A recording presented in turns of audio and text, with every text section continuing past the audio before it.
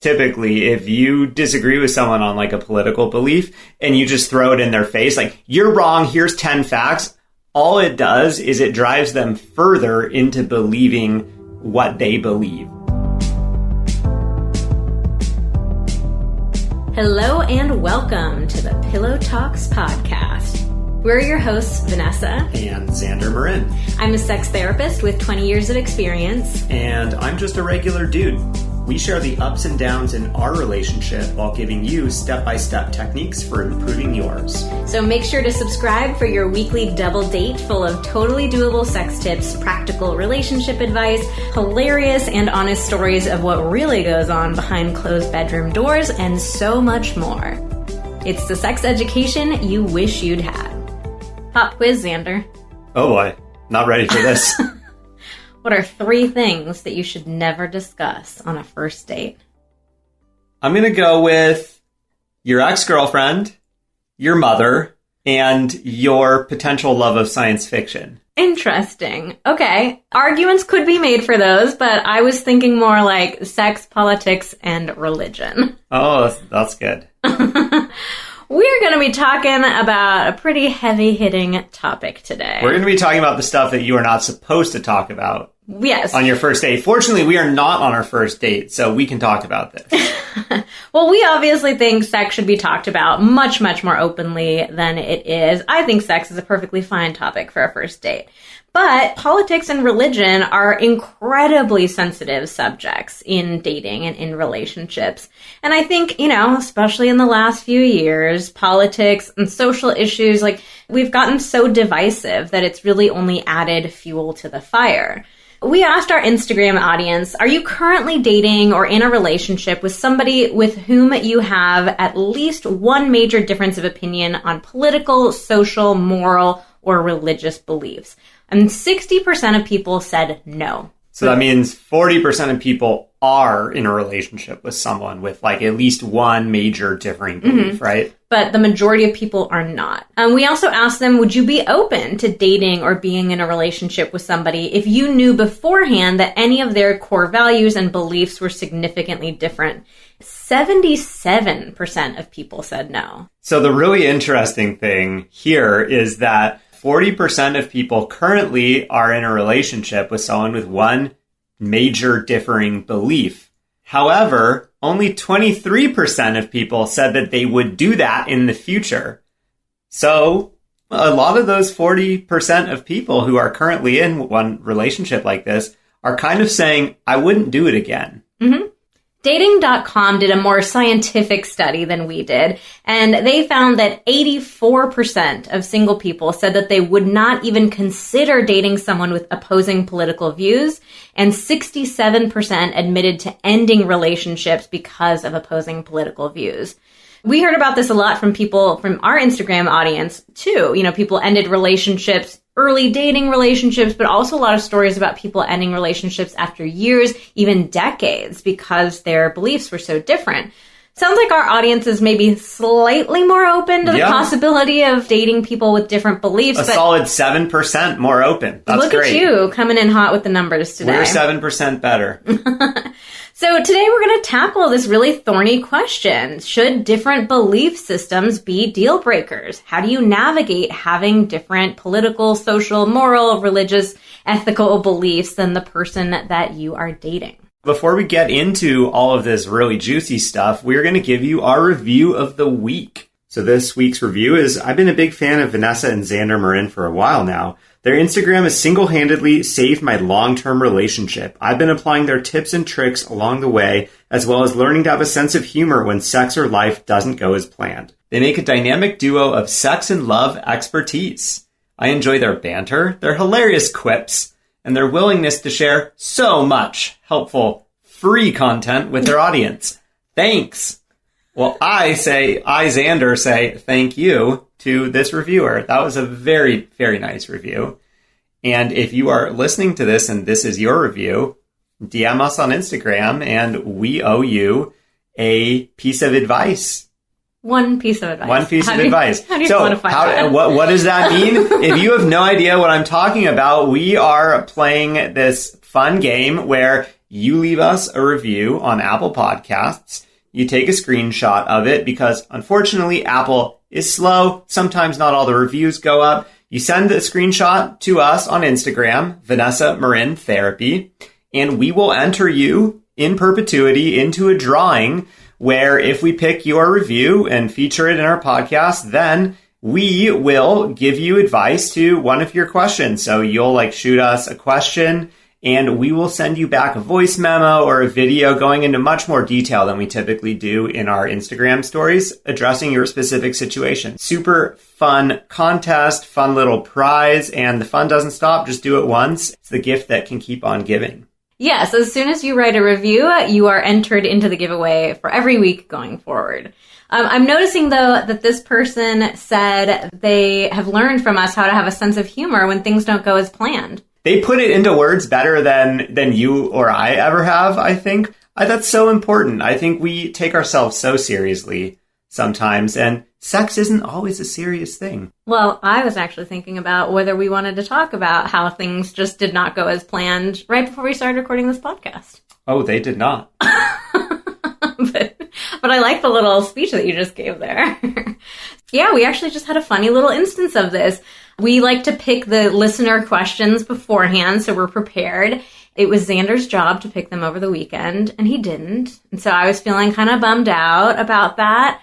And it's hard for me to come into the podcast, recording the podcast when we're not fully prepared for it. It just kind of gets in the way of my creativity. So I was a little bummed. It did not go my way. I was feeling a little deflated about I don't know if I'm going to be able to bring the energy today. And then what did you do? I had a surprise for her. Actually, you know what? I'm going to come clean here. The surprise that I had for you, it was for you, wasn't it? It was for both of us. I brought it up here before we even started, before Vanessa even found out that I forgot to pick the listener question. So I had this chocolate ready to go, but I hadn't had a chance to offer it to Vanessa yet because she was flipping through our little outline and realized, the questions aren't in there. Wow. And so by the time I finished and was getting us back together, I was like, you know what? I've got a fun little treat surprise for you. Let's have a bite of chocolate before we record this meaty podcast about politics and religion. It really worked. Yeah, now you're happy? I'm happy. I had my piece of chocolate. It was delicious. You were very proud of yourself. I feel like you kind of cheated a little bit now, but it was good enough. It worked. Pro tip, if something doesn't go your way, your partner's upset, just feed them a piece of chocolate. Should we call it a day for today then? Yeah, I think that's good. I think this has been a pretty good podcast. I think we've given the people a lot of really good advice. Leave us a 5-star review, please. Yeah, so look, here's the deal. Let me just wrap this podcast up real quick, guys. Basically, if you guys are disagreeing about politics, social issues, religion, instead of arguing, just offer your partner a piece of chocolate. Call it a day. I honestly think that could really help. This is a really good chocolate bar. I think that if you gave a piece of this Who Vanilla Crunch you can't dark call chocolate, it out. We got to get sponsored by them. That's free advertising. Yeah, right there. Who you get one free shout out and then you sponsor us, okay? All right, for real though, let's get back to the podcast and the tips that we wanted to share with you. So we've got a lot of thoughts about this topic, and we got a lot of great tips from our Instagram audience. People shared with us, here are some things that have really helped us. Here are things that I wish I had known, earlier in the relationship. So we're going to go through some of our favorite tips. Should we give a little disclaimer here? Vanessa and I don't really have many areas where we have any extreme disagreement. Mm-hmm. So we really wanted to crowdsource a lot of stuff and talk it through. We certainly have a lot of experience working with couples that have disagreements. Yeah, this is a big part of working on relationships. But I just wanted to throw that disclaimer out. You'll hear about one area. Mm-hmm. We had some difference of opinion and kind of how we handled that. But just wanted to throw that disclaimer out there. Vanessa and I are not wildly off. Okay, so our first tip is to get clear on what's important to you and why. We always like to start with a little self-discovery. We think it's so easy to focus more on your partner or the other person, but it's always got to start with us. I think it's important for each and every person to take a little bit of time to consider, what are my exact beliefs? You might not even know until you started dating someone where you're like, oh, I do not like those beliefs.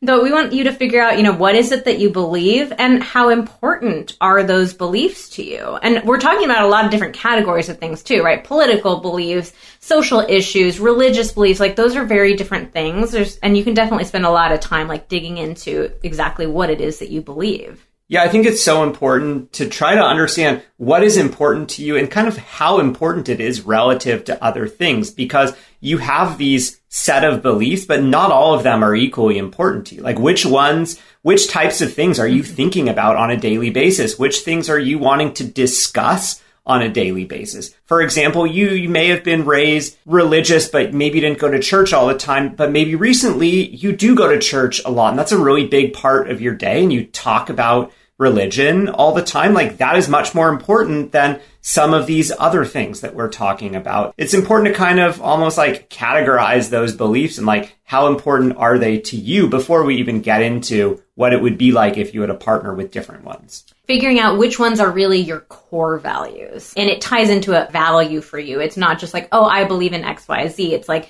this is a very important thing to me. It's very central to me. Yeah, it's central to the way I live my life. Mm-hmm.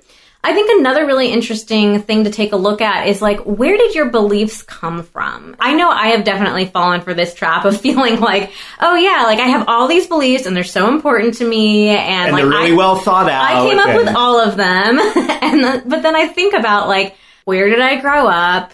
What do my parents believe? What do most of my friends believe? What kind of climate did I grow up in? And sometimes I realize I'm really the product of my upbringing. I have a lot of the same beliefs as my parents and the people who are really close to me because I value their opinions and took some of those on. So I think that's really important for us to acknowledge and recognize, especially with other people. So like maybe you were raised by Democratic parents and you're a Democrat. Your partner was raised by Republican parents and they're a Republican. So it just gives us each this opportunity to examine. And again, kind of going back to what Xander was saying about like, what are beliefs that you just have because that was the only thing around you or the main thing around you for most of your life? Or is your belief completely the opposite? Yes, because you got so pissed off at your parents that you're like, stupid Democratic screw that, parents. I'm switching parties. Yeah. Don't know why, just am. Taking a look at that and seeing, again, going back to that idea of like, yeah, what things are really core to me and really genuinely important.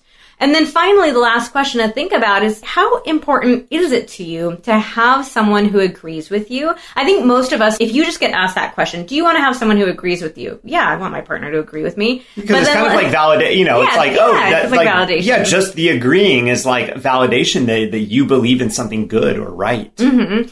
But then let's ask you this. Why? Why is it important to you to have a partner who agrees with you? And we're going to get into a ton of other stuff in this episode about how important it is to have agreement in relationships. But that's just such an interesting question to ask yourself. Why is this important to me? Do you really want someone who agrees like literally with everything with you? Because then that might get a little boring. Like maybe you want people to agree in principle, but then you have some interesting discussions about the finer points. I think a lot of us immediately jump to like, oh yeah, well, I want someone who agrees exactly with me. And then if we follow that all the way through, it's like, that would actually be super boring. Mm-hmm. Then you wouldn't be able to talk about anything and just be like, oh, I think blah, blah, blah. And they go, yeah, I agree. Conversation over. Yeah. Tip number 2 is to get curious about your partner's beliefs. So just like we're encouraging you to dig in a little bit more to your own beliefs, have that same level of curiosity for your partner. So where do their beliefs come from? We just talked about, hey, your upbringing might have really influenced your beliefs. Maybe your partner's upbringing has really influenced theirs. I think about this one a lot when it comes to social issues. Like there are a number of social issues that I hold very dear to my heart that I'm very passionate about. And it's really easy for me to have a reactionary response to somebody not agreeing with that. And sometimes I need to take a step back and see like, was this person even given the opportunity to learn about this issue? Have they ever met somebody who deals with this? Have they ever heard real stories about this? And I think a lot of us are raised in sheltered ways. A lot of us are raised in environments where a lot of people all feel the same sort of thing, kind of taking that context into consideration and saying, yeah, where did this belief come from? Was my partner even given the opportunity to learn anything different, to be exposed to anything different? This isn't to say that like all you need to do to form a good partnership is to educate your partner, because that kind of... We'll get to that. That's a kind of a different dynamic. Yeah, it's just important to understand the why. And then just like we were recommending that you ask yourself, why are these beliefs important to me? Kind of getting curious about why are your partner's beliefs important to them? I think that the why behind someone's belief is really important. When somebody disagrees with you, it's really easy to lump them into a box and kind of make a lot of assumptions about them based on that one belief. So I think political parties is a great example. You're a Democrat and you're meeting a Republican or a Libertarian or, whatever. It's very easy for you to think like, another fucking Republican. And you have all these assumptions of like who you think they are and what you think they believe. But the reality is that for any single belief that you can come up with, there are an infinite number of reasons why somebody might believe that belief. So for example, if you're a really staunch Democrat, it might make a difference to you if you have a Republican partner who says, I'm a Republican because I hate paying taxes versus I'm a Republican because I hate gay people. Those are very big differences in what the why is. And by the way, I just want to be super clear that I'm not saying all Republicans hate taxes and hate gay people. I'm just trying to use a really extreme example of how different our reasons could be for believing any particular thing. Yeah, and I think it's also important to remember that with politics and with religion, a given religion or a given political party stand for a lot of different things. And just because you are in one party or you practice one religion, it does not mean that you must therefore agree with every single bit of that. I definitely affiliate with a certain political party. I'm not just like writing a blank check for every single one of those beliefs and like, yep, I support that, I support that. It's like, I support a lot of things. There's other things that I would change, but I'm not leading that political party. It's not up to me. Yeah. Nor do I want to be leading that political party. I'm perfectly happy recording these podcasts for you. Yeah, I just think that sometimes when we hear the backstory around someone's beliefs, it helps us develop compassion and helps us see them as a whole human being rather than just a list of their beliefs, right? And so that kind of leads us into tip number 3, which is to look for commonalities. Somebody from Instagram sent this into us. They said, sometimes we disagree, but oftentimes we see that we agree on the same issues and just have different ways of fixing it most of the time. We often explain it by saying we're different sides of the same coin. So they're kind of talking about like, what are the intentions or the motivations behind the beliefs? Yeah, so understanding the intentions or the motivations behind your partner's beliefs might help you see more nuance than just the black and white of that belief or like of the difference in your two beliefs. And the reality is you two may actually have the exact same intention. So a really good example here that's also quite topical is the COVID vaccine. You may both be feeling like, I want us to be safe. I want us to be safe and I want us to be healthy. And one person may be saying, I am pro-vaccination because I don't want us to get COVID. And your partner may be, I am against the vaccine because I don't think it is safe. I think there may be too many side effects. I don't want to risk the side effects or not knowing what's going to happen later. And in reality, you're both agreeing on this underlying premise of I both want us to be safe and healthy. So obviously these are really complex situations. Like I know somebody who's pro-vaccine could definitely jump in and say, hold on, we have safety statistics that we can show. And so, we're not trying to get into a debate about the vaccine right here, but I'm just trying to point out like it's very easy for us to go into those kinds of arguments. But what we want to encourage you guys to look at is just find like what are those base underlying motivations and intentions. They are not the whole picture, but oftentimes you may be able to find some sort of commonality there. Like, we both have the desire to like protect each other and keep each other safe and healthy. We have different ideas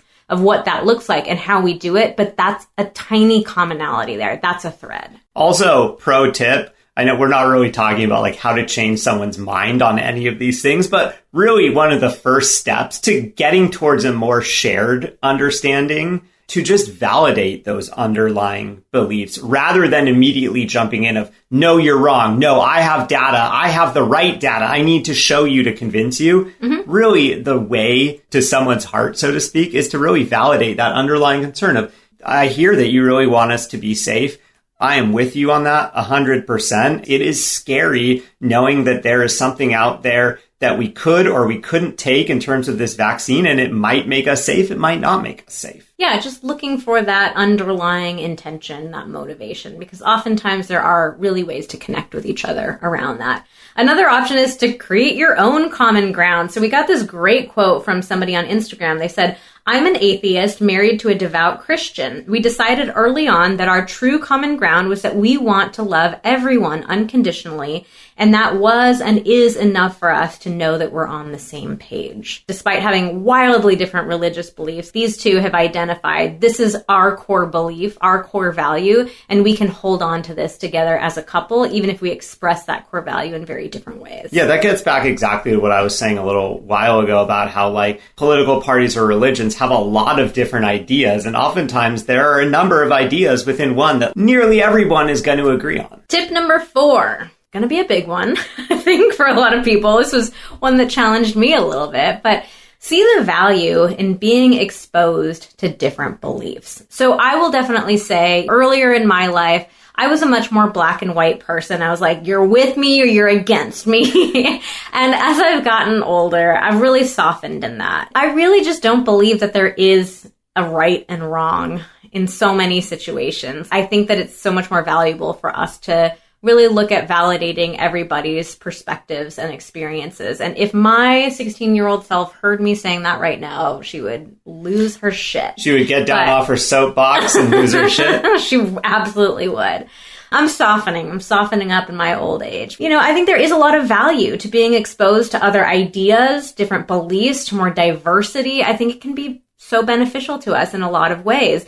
Someone on Instagram said, "It definitely creates space for good conversation and creates opportunities to challenge one's own beliefs. Instead of just blindly accepting your beliefs, you're forced to support them and back them up, or even change them." I can definitely back up this person. I mean, this was my experience. The college that I went to a liberal arts college. Liberal arts colleges are notorious for being extremely liberal. You know, most... It's in the name. Yeah, it's in the name, literally.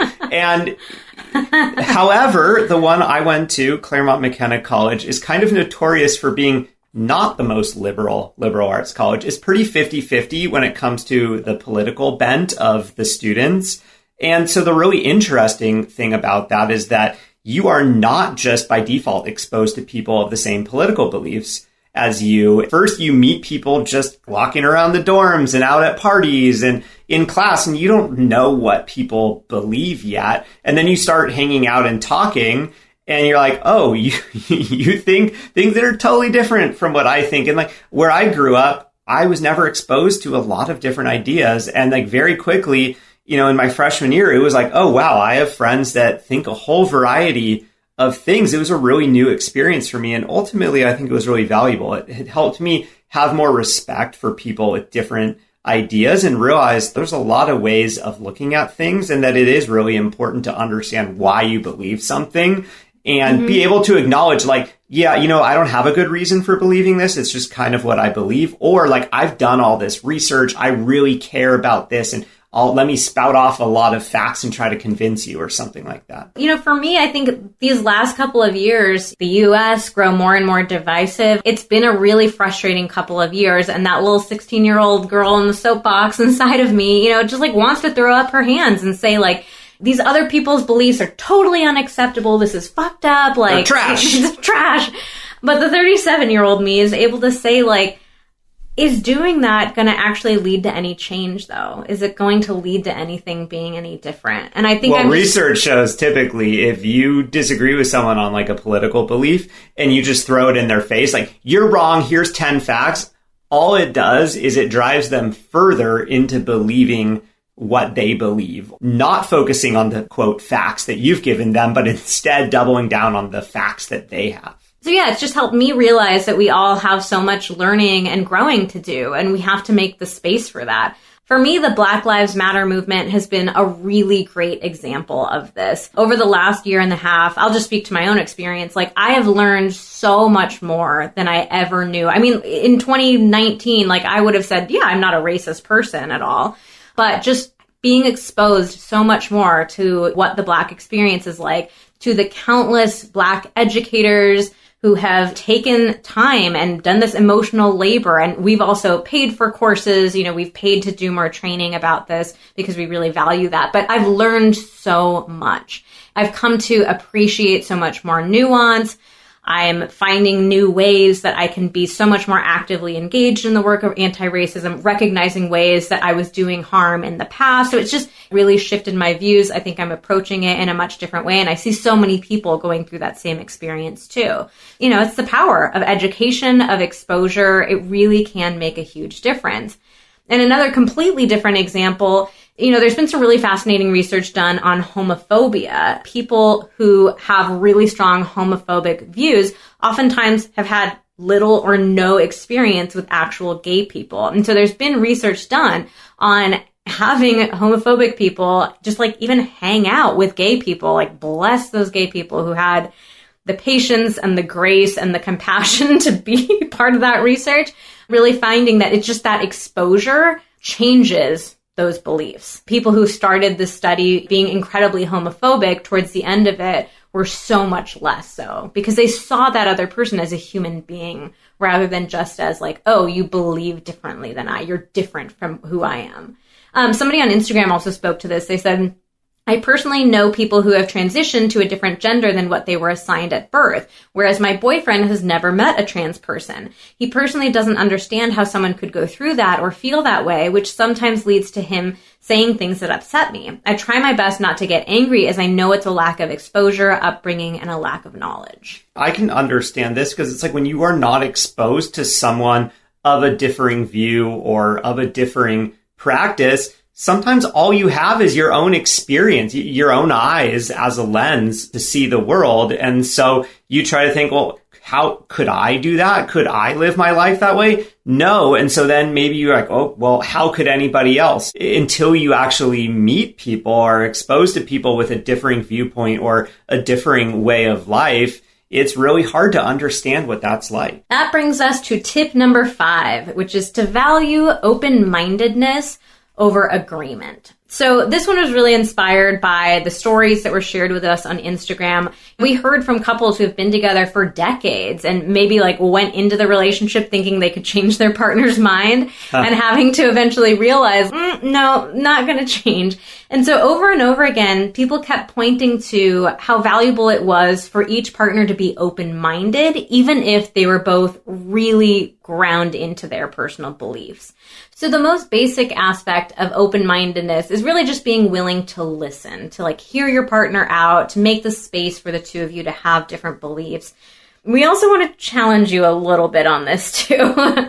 Can you both be open to changing your minds? So we're not saying you have to change your mind, but could you be open to the possibility of it? Could you at least consider the other side? Sometimes we have certain beliefs because we just haven't been exposed to anything different, or we haven't learned about alternate ideas or beliefs yet. So I think this gets back to that self-exploration that we recommended in tip number 1 is really identifying, like Xander said, what are your core beliefs versus beliefs that you have. For something that feels so central to who you are as a person and how you live your life, maybe that's not something that you're going to change your mind on. Still, I think there is a value in at least hearing the other side, considering it. But maybe there are other beliefs that are not particularly important to you. You just maybe have believed that your whole life. You're willing to kind of hear it out, and maybe there actually would be the possibility that you would change your mind. And this brings us to Vanessa and my big example of ourselves. So Vanessa and I disagreed over the death penalty when we first started dating. For some people, that really could have felt like a deal breaker. As for us, it didn't really. It was just sort of I don't even know how this came up. It wasn't that early on in our relationship. It must have just been honestly, what probably happened was I think the death penalty has been on the ballot in California as a proposition, to abolish the death penalty. Every couple of years it's on the ballot. And I think we were doing our ballots and I was just kind of by default, I was oh yeah, definitely voting to abolish the death penalty. And Vanessa was whoa, really? Yeah, I think that's exactly how it happened, actually. Yeah, so we ended up having this interesting discussion right in the middle of voting, of going over it. And for me, I think what I had said at the time was I'm maybe not morally opposed to the idea of taking someone's life who has done something really terrible to another person. But it wasn't something that I'd ever really thought through that much. It was just sort of like, I don't necessarily think it's a terrible thing. I think you were really patient with me, and you definitely didn't judge me. It wasn't this like, oh my God, you're a terrible person for believing that. I learned more about the death penalty. Honestly, I was just completely uneducated about it. So I learned more about it. I learned more about the systemic issues that come up around it. Particularly, people of color are given the death penalty, and the death penalty is enforced far more often. So I learned, so much more about it. And I came to realize, okay, I can't get on board with this. I'm not a proponent of this. And I even really changed my ideas about morally. Do I believe that it's okay to end someone else's life? And I think a lot of it was because of the patience that you had with me, the ways that you explained it, the ways you helped me get educated, the ways I just explored education on my own around it. But I think the open-mindedness that both of us had, it very easily could have led to like us shutting down and screw you, you believe that, like you're a terrible person, you believe that. Xander was saying it could have been a deal breaker in a different relationship, but it ended up not being. You probably did a lot of that kind of like research on your own. Like, I think what I kind of led with was just like, oh, for me, it's like an ethical thing. And how can we as a society not killing other people? If that is the main value of our society, then how can we then as a society go out and kill people? To me, it felt morally or ethically backwards. And so we just kind of talked through that. And I think Vanessa was open-minded. So, that makes a lot of logical sense. But I don't really know enough about all the other details of it. And then, I don't know, sometime later you were like, oh, I've actually been reading a lot about this and I've changed my mind. So again, I think it's just both of us being willing to be open-minded and just consider different opinions, to do more education, to have calm conversations about this. And again, like we're trying to be really clear here.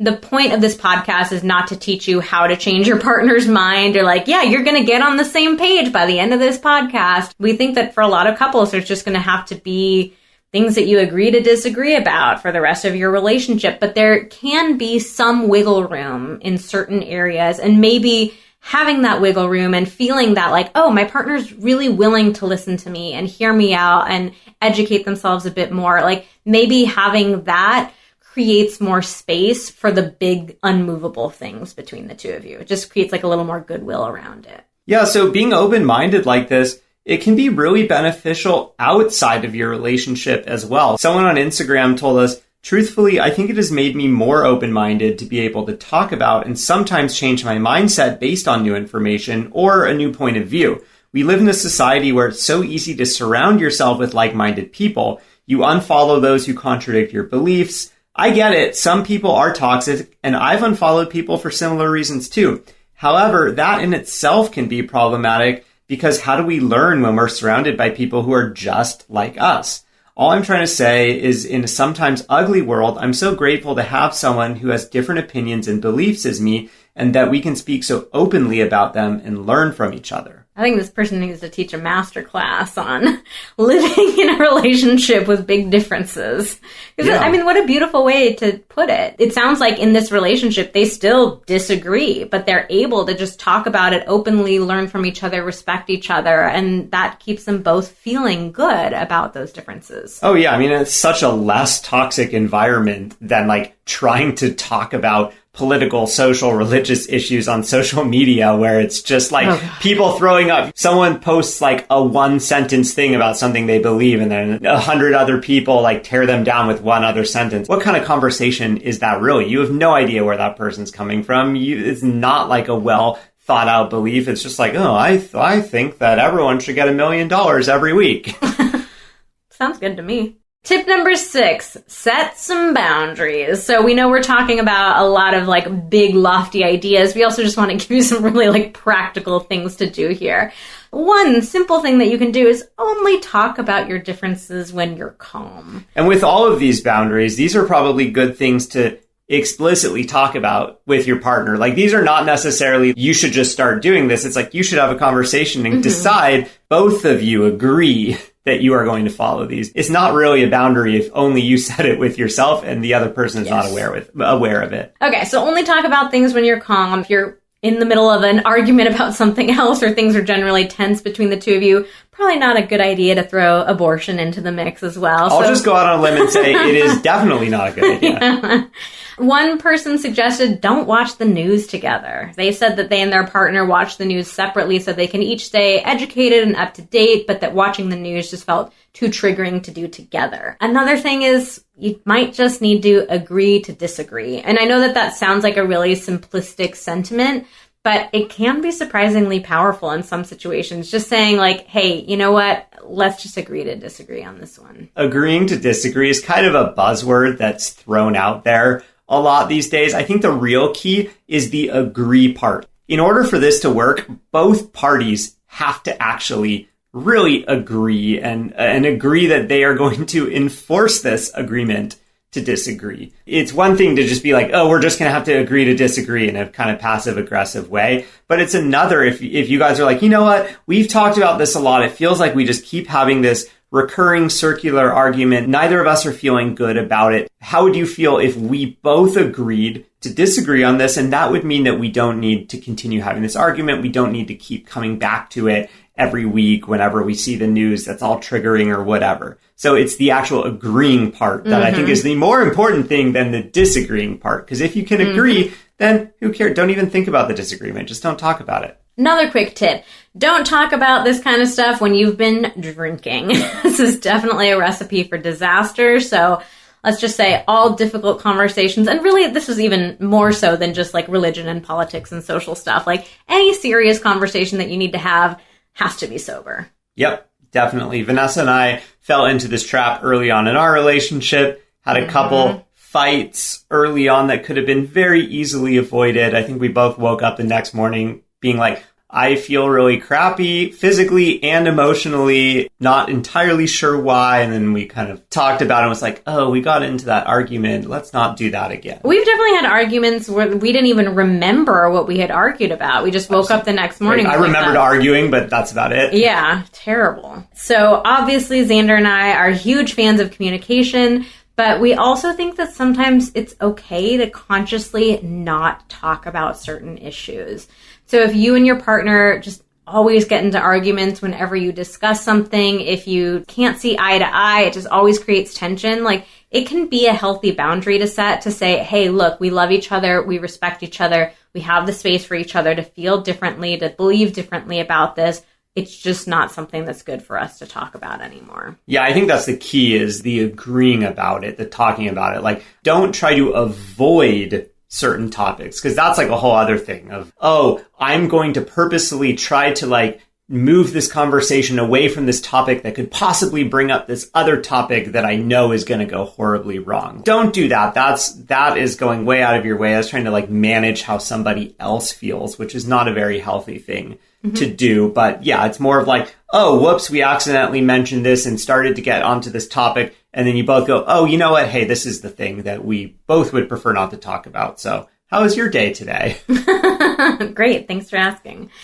And finally, we have tip number 7. Celebrate your commonalities outside of religion, politics, moral beliefs. You know, when you have really serious disagreements over big issues like this, it's really easy for that to consume your entire relationship. But the reality is those beliefs are just a small part of who you are, what your relationship is like, what your lives are like. It's also worth spending some time and attention on the other facets of your personalities, on the other facets of your relationship. So focus on those shared interests, those hobbies, those other commonalities that the two of you have to remind yourselves that it's not just one big political shit show in your relationship. All right, and to wrap this up, we have 2 more quotes from Instagram that people shared with us. So one person said, "It has taken a lot of reflection and mindfulness in realizing that you can't change someone to hold your beliefs, so there's no point in fighting about it, which is hard for me, being a control freak. You need to know that you love them at their core, regardless of the value or belief that differs, and respect one another's differences in opinion." I think this one is so huge. This is a huge shift away from ego, the ego of thinking that you can change someone to hold the same beliefs as you, or you can change them to do what you want. And instead, learning to accept them for who they are, the flaws and all, and accepting them for who they are and respecting that. I think that's a huge kind of like long-term relationship shift. Yeah. Do you want to read the second one? The second one is pick and choose your battles. Not every hill is worth dying on. Oof. That's a good one. Like, it's so simple. Would you rather be right or happy? I think a lot of us, maybe early on in relationships or earlier on in our lives, care more about being right. And as time goes on, many of us tend to realize happiness is a lot more important than feeling like we're right all the time. All right, so it's time to move into some listener questions. So first question is, how do I stop my partner from trying to convert me to their point of view? This is the flip side of what I said. The person who is still thinking that they can convince everyone of their perspective. And this is the question that Xander added to our little podcast prep sheet in exchange for the piece of chocolate. Oh, was it worth it? It's a pretty good question. It's a tough one. I know. It's taken me a minute to think about. I'm trying to keep you on your toes. Thanks, babe. I guess the first thing that comes up for me around this one is to go to your partner and maybe ask them first to listen to this podcast episode together with you. So you guys can like open up a conversation.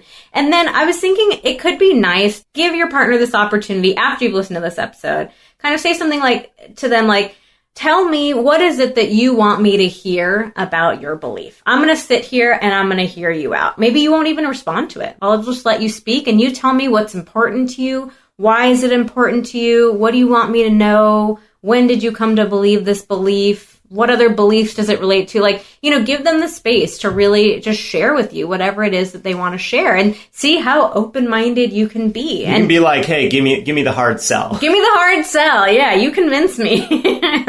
Just hear them out. See how open-minded you can be. So for you, open-minded might just mean literally, I'm just going to listen. I'm not going to respond. I'm not going to argue back. I'm just going to listen. Even if I know there is no way in hell I'm changing my mind about my belief.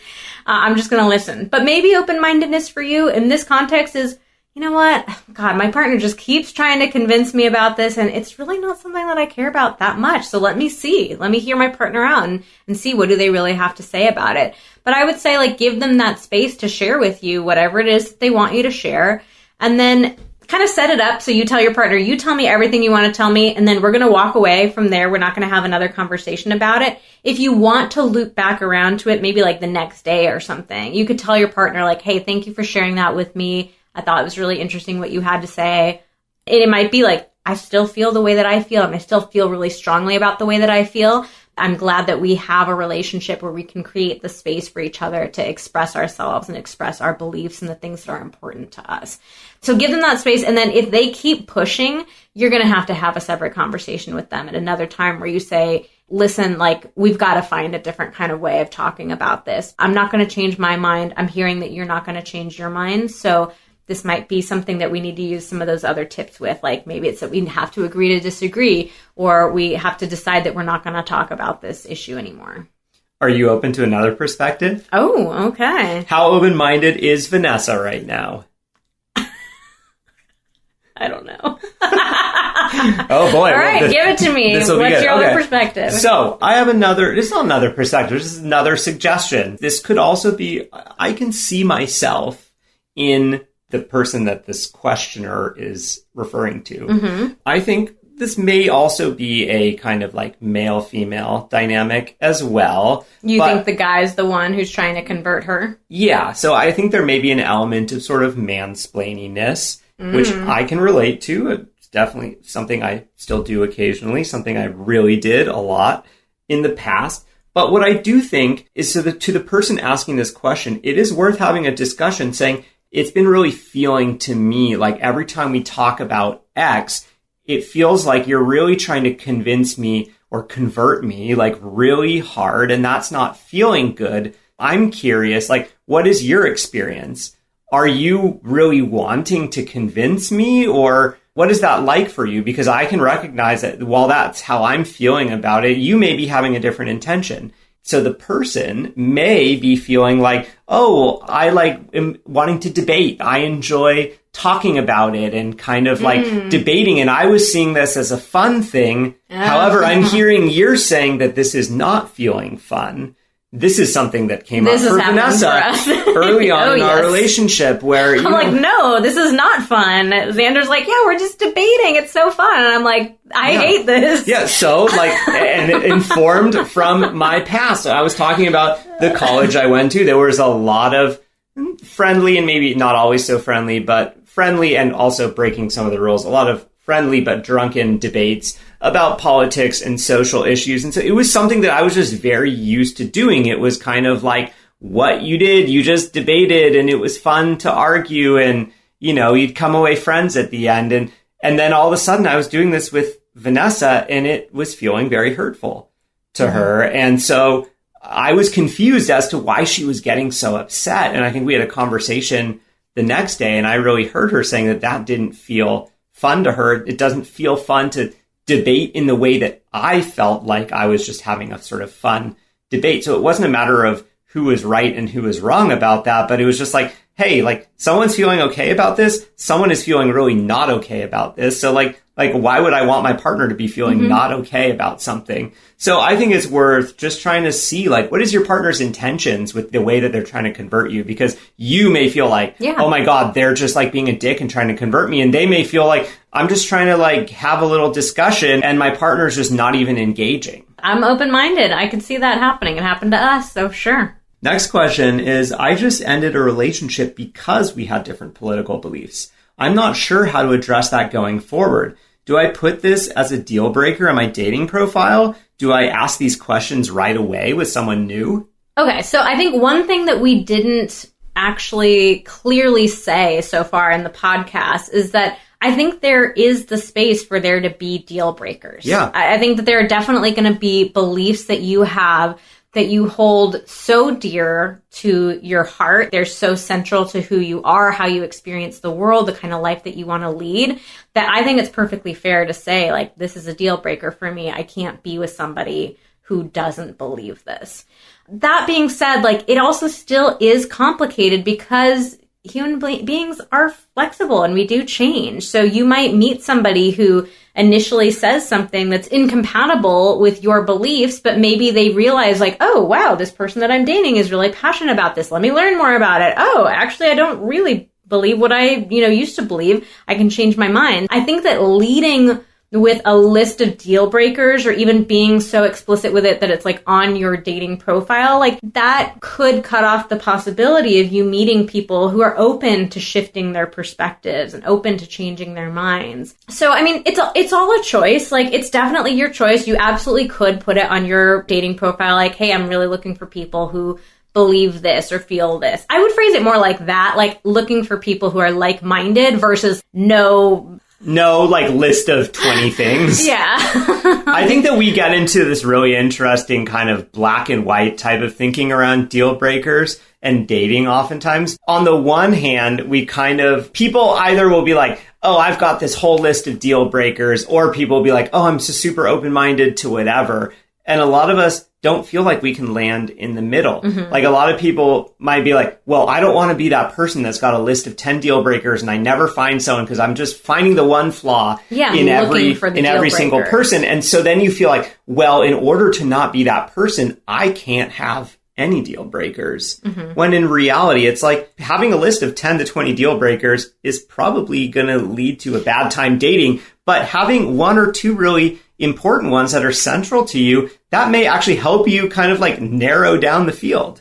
I've never really thought about it this way before, but I think there's something about like putting deal breaker on your dating profile or really leading with that in the questions that you ask people. It's like you're looking for deal breakers versus putting it on your profile as like, I believe this and I'm looking for people who believe the same sort of thing. Like you're looking for compatibilities. And I think that's just a very different way of living in the world and going out in the world. Like I want to look for the things that are going to bring me joy and happiness and a sense of fulfillment versus I'm looking for the deal breakers. Also, if you put a bunch of deal breakers on your dating profile, the signal that may send to someone else is you are a person with very rigid thinking because and is that the type of person that you want to attract? So it's a balance. You kind of have to be like, well, I want to be open-minded because I also want someone that is not so rigid in their thinking. So then maybe I therefore also can't be so rigid in my thinking. So we know we have given you a ton of information in this podcast, so definitely head on over to our episode page to get all these tips. We have them all written out there for you.